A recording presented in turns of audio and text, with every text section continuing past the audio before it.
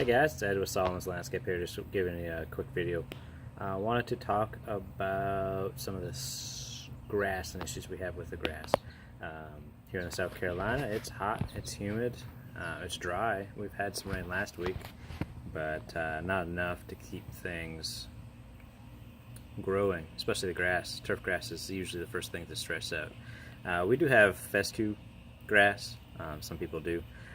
Definitely not one I would recommend, but it does grow here, and it does well here as long as you water it and baby it.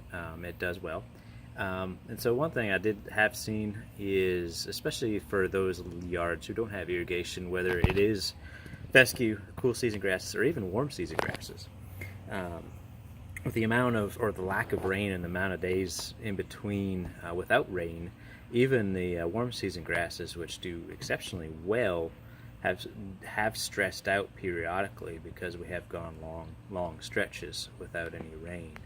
And so what happens is that they get drought stressed and start to shut down. So on the fescues and cool season grasses, typically they'll start to brown out and look not too good. And so really just a matter of making sure it gets enough water. And the other thing that you would want to make sure is not to mow areas that are stressed, because what happens is that adds extra stress to the grass.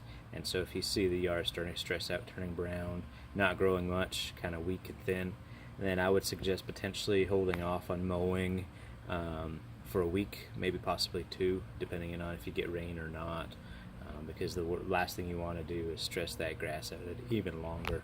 And make the problem worse.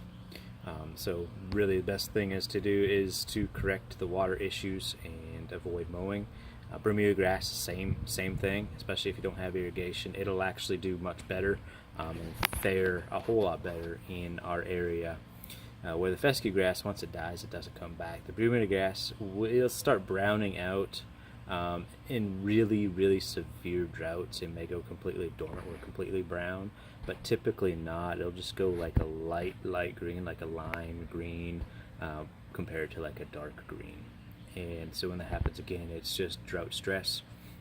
And so if you do notice that it's not growing much, so you mow it last week, you come back this week, it's not growing much, and it started brown, I can possibly not mow that area, or not mow at all. Worst case scenario, spot mow with the weed eater, or even the mowers, kind of hit and miss. Again, it's just really a matter of getting the water to those areas. And so if you don't have an irrigation, this of course is a little bit more difficult. You can bring up hoses. Especially on the fescues, you definitely want to make sure you get water to it, otherwise it will die off and it will not recover. Bermuda grass will go into dormancy, complete dormancy, if it's really bad and brown out.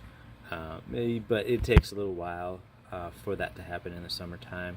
As soon as rain hits, we get a little bit of rain, literally the next week that Bermuda grass will start popping again and start turning green.